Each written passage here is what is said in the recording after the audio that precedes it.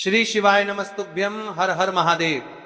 दोस्तों, जैसा कि आप सभी लोग जानते हो कि 7 नवंबर 2025 यानी कि शुक्रवार वाले दिन इस पवित्र अघन यानी मार्गशीर्ष माह की द्वितीय तिथि पड़ रही है। और यह तिथि सबसे बड़ी और विशेष तिथि है क्योंकि ये मार्गशीर्ष माह की तिथि है। इस दिन किया जाने वाला यह एकमात्र उपाय आपके जीवन के भाग्य को बदल सकता है। दोस्तों, 7 नवंबर 2025 शुक्रवार अगहन मार्गशीर्ष माह की द्वितीय तिथि, यह दिन इस माह का सर्वाधिक पवित्र और प्रभावशाली दिन माना जाता है। अगहन माह की द्वितीय तिथि पर करना अत्यंत अनुकूल और शुभ माना गया है। याद रखिए, मैं आपको पूरा कारण, समय, सिद्धि, क्योंकि इस उपाय का शक्तिशाली प्रभाव तभी साकार होता है जब उसे सही श्रद्धा और सही संदर्भ में किया जाए। और आपने जो विधि पहले से अपने पास रखी है वह सही विधि है। आज मेरा काम है आपको पूरी तरह से तैयार करना, आपको मन से जोड़ना, हर शंका दूर करना, ताकि आप उस उपाय को पूरे विश्वास के साथ कर सकें। क्यों यह दिन इतना खास है? शुक्रवार द्वितीय अगहन की महिमा। अगहन मार्गशीर्ष माह का जो समय होता है वह भक्तों का समय है। इस माह में देवता विशेष रूप से जागरूक होते हैं। इस माह के शुभ कार्यों का फल सामान्य समय से कई गुना बढ़ जाता है। द्वितीय तिथि अपने आप में एक विशिष्ट ऊर्जा लेकर आती है। यह दूसरा दिन होता है, आरंभ का दिन, इसलिए नए आरंभों और नए संकल्पों के लिए अनुकूल है। यदि किसी उपाय का लक्ष्य धन, सौभाग्य, स्थिर लक्ष्मी और घर परिवार की समृद्धि है, तो यही वह दिन है जिसको आप छोड़ना नहीं चाहिए। कौन इस उपाय को करे, घर में किसका हाथ होना चाहिए? परंपरा और अनुभव दोनों यही कहती हैं कि ऐसे उपायों में घर की एक वरिष्ठ महिला, मां, बड़ी बहन, सास, भाभी का हाथ होने पर विशेष शुभता आती है। परंतु यदि घर में ऐसी कोई महिला उपलब्ध न हो तो घर का वरिष्ठ पुरुष सदस्य अथवा परिवार का जो सबसे श्रद्धालु और संयमी हो वह यह कार्य कर सकता है। याद रखिए, कौन कर रहा है उससे ज्यादा मायने रखता है कैसा कर रहा है, यानी श्रद्धा, शुद्ध मन और सच्ची निष्ठा। यदि ये तीनों हो तो कार्य फलदायी होगा, चाहे वो पुरुष ही क्यों न कर रहा हो। कब करे? उत्तम मुहूर्त और समय, जैसा कि आपने भी सुना, इस विशिष्ट तिथि का सर्वोत्तम समय प्रायः संध्या प्रदोष के निकट माना जाता है। हालांकि आप जो भी बिल्कुल सही समय चुने पर सुझाव होगा कि आप शाम 6:30 7:30 के बीच अपने घर पर संकल्प कर लें और उपाय को उसी संध्या प्रदोष के समय में करें। शुक्रवार की संध्या जब सूर्य और चंद्र का वह स्निग्ध संगम होता है तब सर्वश्रेष्ठ शांति और सर्वाधिक प्रभावशीलता मिलती है। इसीलिए कोशिश कीजिए कि आप उस समय अपनी तैयारी पूर्ण कर लें। मन शांत, घर शुद्ध और सभ्य हो, ध्यान रहे मैं उपाय की संपूर्ण विधि यहां नहीं बता रहा, केवल यह बताना जरूरी है कि समय इसी प्रकार चयन किया जाना चाहिए और आप अपने पास रखी विधि के अनुसार वही समय अपनाएं। यह उपाय क्यों, किस प्रकार के लोगों को ज्यादा लाभ होगा? यह एक ऐसा उपाय है जिसे विशेष रूप से उन लोगों के लिए बनाया गया है जिनके जीवन में धन जमा न होना, धन हाथ में आते ही बाहर चला जाना, लगातार आर्थिक अस्थिरता, लगातार व्यावसायिक बाधाएं, रोजमर्रा के बिल और क्षण का लगातार बढ़ना जैसी कठिनाइयां चल रही हों।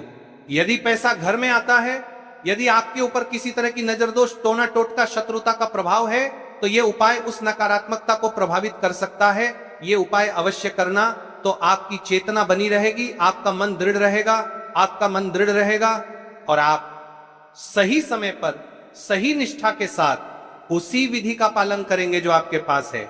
यह उपाय एक तुलसी लकड़ी दीपक वाला उपाय सरल प्रतीत होता है, पर उसकी शक्ति भी सटीक और सघन है। मैं बार बार यही कहूंगा, आज शुक्रवार है, द्वितीया है, तैयारियां क्या क्या करें ताकि यह उपाय एक सरल प्रतीत होता है, पूरा प्रभावी रहे। बारीक मगर आवश्यक बातें, यद्यपि मैं उपाय का खुला वर्णन नहीं कर रहा, पर कुछ सामान्य तैयारियां हैं जो हर प्रभावी उपाय से पहले करनी जरूरी हैं। इन्हें आप अपनाएं। नित्य स्नान और स्वच्छ वस्त्र, शाम को स्नान करके साफ वस्त्र पहने, सफेद, हल्के पीले या लाल के पारंपरिक वस्त्र उत्तम रहेंगे। आसन और चौकी का आयोजन, पूजा चौकी को ठीक से सजाएं, लाल कपड़ा, साफ प्लेट, थाली, दीपक स्थान बिना तकनीकी निर्देशों के ही सजावट रखें।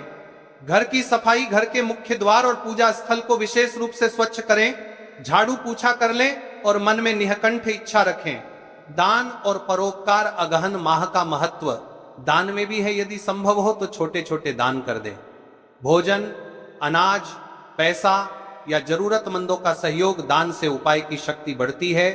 मन का संयम उपाय के पहले कुछ समय के लिए शक, शंका, तकरार और नकारात्मक बातें टाल दें। कोई बड़ा वाद विवाद शेष न रहे। मंत्र और जप की सूची। यदि आप मंत्र जाप करना चाहते हैं तो सरल मंत्र जैसे नमः शिवाय या ह्रीं श्री महालक्ष्मी नम का 11 या 21 या 108 का जाप रख सकते हैं, पर इसे भी आप अपनी मौजूदा विधि के अनुरूप रखें। यह संबंधित रुकावटों में सुधर, मिथुन कन्या, कामकाज, नौकरी और व्यवहारिक सफलता में लाभ ध्यान दें। यह सामान्यकृत संकेत हैं। व्यक्तिगत कुंडली के लिए विशेषज्ञ से परामर्श सर्वोत्तम है। बार बार याद दिलाना। आप क्यों बार बार ये सुनना चाहते हैं? आपने कहा उपाय को बार बार बोलते रहो और मैं बार बार कहूंगा ये उपाय अवश्य कीजिए। क्यों? क्योंकि अक्सर हम अच्छे इरादों से शुरुआत करते हैं पर व्यस्तताओं में भूल जाते हैं। बार बार सुनने से हमारा ध्यान और संकल्प मजबूत होता है। इसलिए यह मेरा निवेदन है, जब ये शब्द आप बार बार सुनते हैं विचलित न हो, उठिए, समय निकालिए और वही विधि पूरी श्रद्धा से आजमाइए जो आपके पास है। तो चलिए महाराज जी, अब चलते हैं उस विशेष उपाय की तरफ जो आपको कल इस विशेष तिथि पर करना है। और इस विशेष पावन पर्व पर हम जिस उपाय की चर्चा करने जा रहे हैं वह अत्यंत ही दुर्लभ और शक्तिशाली है। यह उपाय न केवल भक्त की मनोकामनाओं को पूर्ण करता है बल्कि उसके जीवन के समस्त कष्टों का निवारण भी करता है। उपाय की सामग्री देखिए महाराज। मात्र तुलसी की लकड़ी से बना दीपक, 11 चावल के दाने और 1 चुटकी हल्दी। यह तीनों वस्तुएं देखने में सामान्य प्रतीत होती हैं, परंतु इनका महत्व और शक्ति अद्भुत है।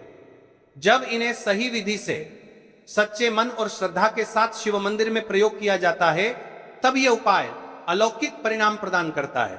तो देखिए, तुलसी की लकड़ी का दीपक, 11 चावल के दाने और 1 चुटकी हल्दी। तो सबसे पहले आपको हम दीपक के बारे में बताते हैं। तुलसी की लकड़ी का दीपक, तुलसी माता का वर्णन शास्त्रों में अत्यंत पवित्र माना गया है। तुलसी के बिना कोई भी पूजन अधूरा है। यद्यपि शिव जी को तुलसी अर्पित नहीं की जाती, परंतु तुलसी की लकड़ी का उपयोग जब दीपक के रूप में किया जाता है तो यह विशेष ऊर्जा उत्पन्न करती है। देखिए महाराज जी, अब हम बात कर लेते हैं सबसे पहले उपाय के बारे में। तो देखिए, तुलसी की लकड़ी का दीपक, 11 चावल के दाने और 1 चुटकी हल्दी।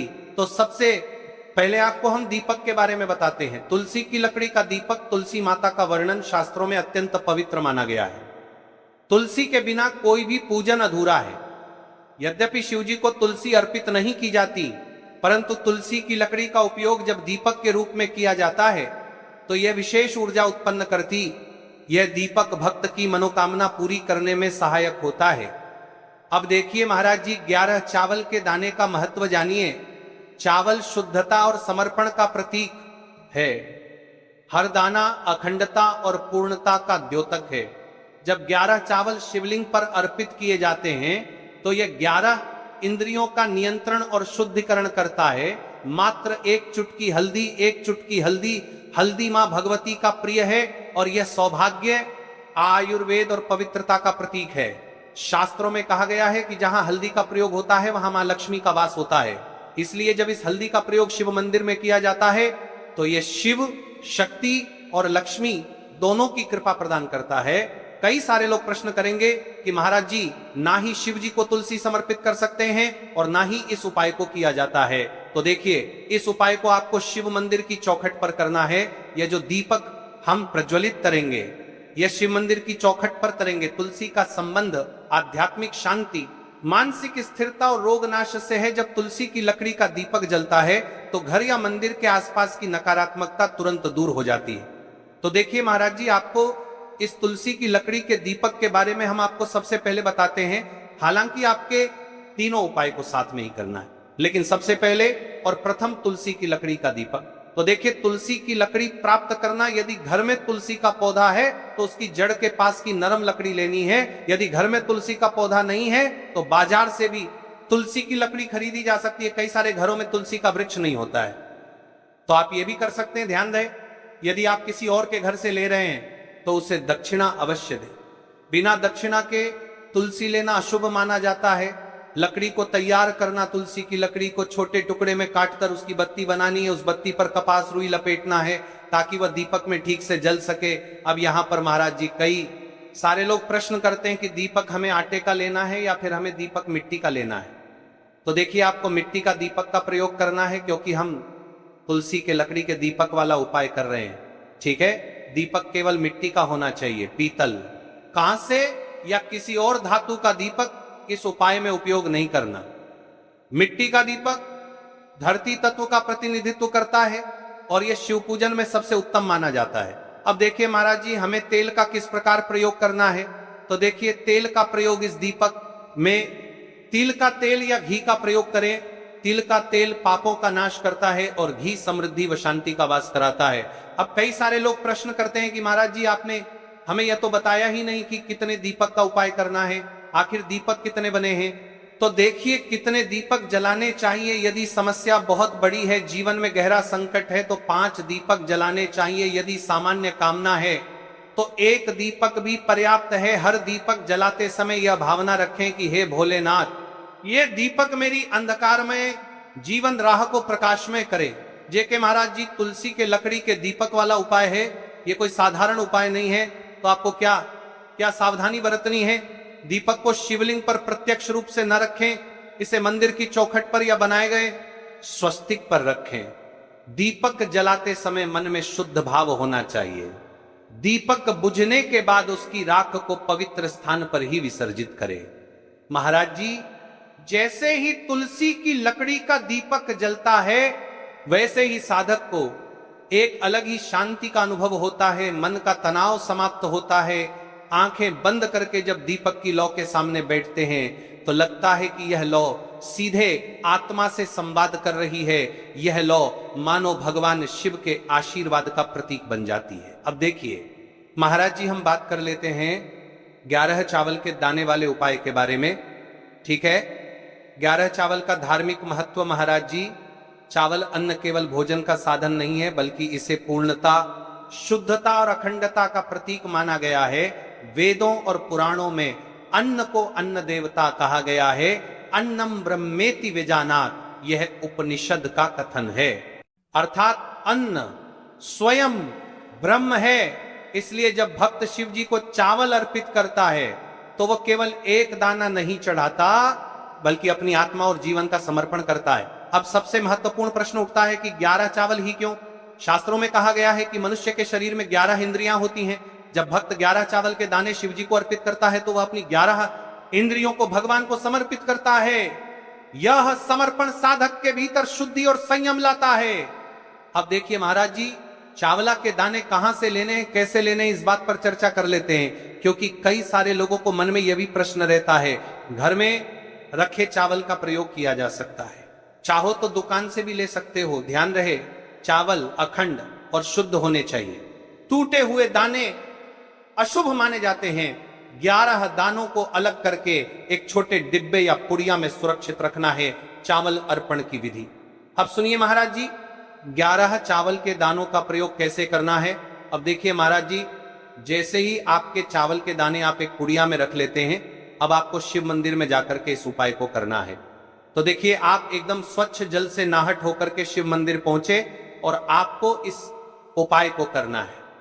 तो देखिए, कई सारी मेरी अन्य माताएं बहनें रहती हैं जो शिव मंदिर में जाती से ही दूसरी अन्य माता बहनों से सामग्री मांगने लगते हैं, जैसे कि ओ जी अपने बेलपत्र लाए हो, क्या एक देना, आज मैं लाना भूल गई, ओ जी थोड़े से फूल दे दो। तो देखिए, आपको शिव मंदिर में जाकर के ये नहीं करना है। आप सिर्फ अपनी सामग्री से उपाय कीजिए और घर आ जाइए। ठीक है, जब मंदिर जाएं, सबसे पहले शिवलिंग पर गंगा जल या शुद्ध जल चढ़ाएं, पर नमः शिवाय का जप करते हुए शिवलिंग का ध्यान करें। अब सबसे पहले एक चावल का दाना गणेश जी के स्थान पर अर्पित करें, क्योंकि गणेश जी बिना हर कार्य अधूरा है।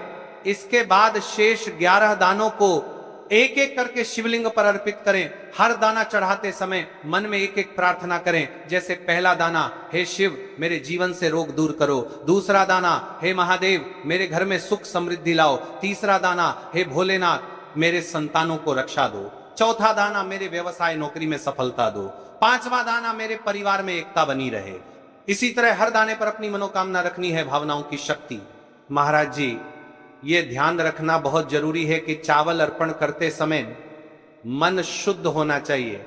अगर चावल चढ़ाते समय मन में संदेह होगा तो उपाय फल नहीं देगा। लेकिन यदि दानों को अर्पित करते समय हृदय से प्रार्थना होगी तो भगवान शिव तुरंत सुनेंगे। चावल का आध्यात्मिक प्रभाव, चावल का रंग सफेद है, यह शांति और पवित्रता का प्रतीक है। जब सफेद चावल शिवलिंग पर चढ़ाए जाते हैं तो यह साधक के जीवन से अज्ञान और अशांति को मिटाकर ज्ञान और सुख प्रदान करता है। 11 दाने सामूहिक रूप से पूर्णता का भाव लाते हैं। प्रत्येक दाना चढ़ाते समय यह मंत्र बोल सकते हैं, ओम त्र्यंबकम यजामहे सुगंधिं पुष्टिवर्धनम उर्वारुकमिव बंधनान मृत्युर्मुक्षीये मामृतात्। या केवल ओम नमः शिवाय का जाप भी पर्याप्त है। उपाय करते समय अनुभव, जब भक्त एक चावल का दाना अर्पित करता है तो वह अनुभव करता है कि उसका हर बोझ, हर कष्ट शिव जी को सौंप रहा है। हर दाना एक प्रतीक है दुख का बोझ हटाने का और सुख का द्वार खोलने का। अब देखिए महाराज जी, हम बात कर लेते हैं एक चुटकी है हल्दी के बारे में, यानी एक चुटकी हल्दी के उपाय के बारे में। तो देखिए हल्दी का धार्मिक महत्व। महाराज जी, हल्दी केवल रसोई की सामग्री नहीं है, यह भारतीय संस्कृति, आयुर्वेद और अध्यात्म तीनों का अभिन्न अंग है। हल्दी को संस्कृत में हरिद्रा कहा गया है। हरिद्रा शब्द का अर्थ है जो हर ले, रोग और अशुभता को दूर कर दे। शास्त्रों और पुराणों में हल्दी को मां लक्ष्मी का स्वरूप माना गया है। जहां हल्दी होती है वहां समृद्धि, सौभाग्य और सकारात्मक ऊर्जा का वास होता है। शादी ब्याह जैसे मंगल कार्यों में हल्दी का प्रयोग इसी कारण होता है। हल्दी को सर्वरोगनाशिनी कहा जाता है। यह शरीर की प्रतिरोधक क्षमता बढ़ाती है, मन को शुद्ध और शांत करती है और रोग शोक को दूर करती है। आध्यात्मिक दृष्टि से हल्दी साधक के आभा मंडल को स्वर्णिम प्रकाश से भर देती है। और जब कोई व्यक्ति इस हल्दी वाले उपाय को करता है तो उसके जीवन से परेशानियां भी समाप्त होती हैं और मनोकामना भी पूर्ण होती है। जो मनोकामना बड़े बड़े पूजा पाठे और व्यक्ति अनुष्ठान से पूर्ण नहीं होती, वह मंत्र इन उपायों से पूर्ण हो जाता है।